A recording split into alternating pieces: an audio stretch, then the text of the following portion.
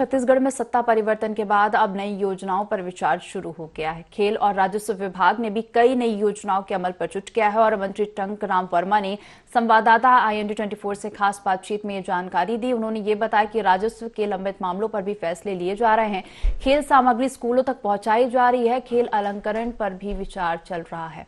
मंत्री टंकराम वर्मा से खास बातचीत की IND24 संवाददाता अद्वैत नाइक ने।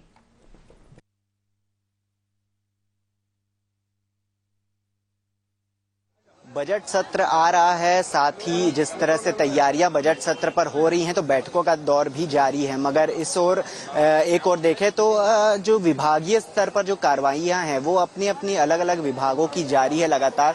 खेलकूद, युवा कल्याण और साथ ही राजस्व विभाग के मंत्री हमारे साथ मौजूद हैं। हम उनसे चर्चा करते हैं कि क्या कुछ बजट सत्र आ रहा है और कुछ दिनों पहले बैठक हुई थी जिसमें वित्त मंत्री भी शामिल हुए थे, तो किस तरह से योजनाओं का क्रियान्वयन को लेकर चर्चा हुई, क्या कुछ हो सकता है कि इस बार निर्देश रहें?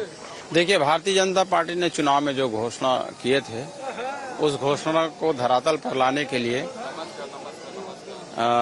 बजट का प्रावधान रखे हैं और हमारे जो बहनें हैं, महतारी है, जिसको महतारी वंदन योजना के तहत लाभ दिलाना है, उसके लिए 1200 करोड़ रुपए का प्रावधान रखा गया है और ये राशि उनको जल्द मिलना शुरू हो जाएगा। किसान का जो 2 साल का बोनस रुका हुआ था, बोनस उनको मिल गया।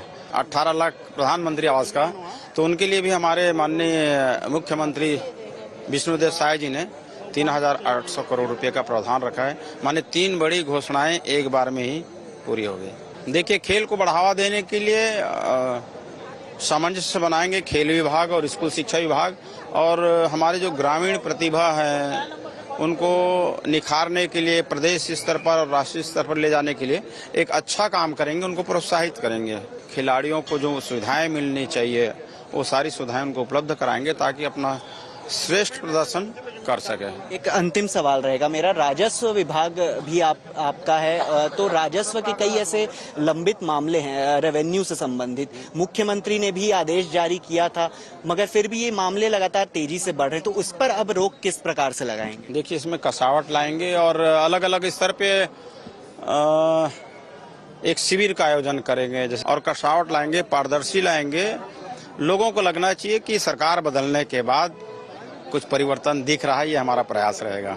तो परिवर्तन का असर जो है वो अब दिखना शुरू होगा और जिस तरह से राजस्व विभाग, खेलकूद एवं युवा कल्याण विभाग के जो मंत्री हैं उन्होंने कहा कि सभी खेल सामग्रियां जो है शासकीय विद्यालयों तक पहुंचेगी, सामंजस्य बनाया जाएगा शिक्षा विभाग के साथ। साथ ही जिस तरह से राजस्व के ये मामले पेंडिंग है उस पर भी जल्द ही कसावट देखने मिलेगी।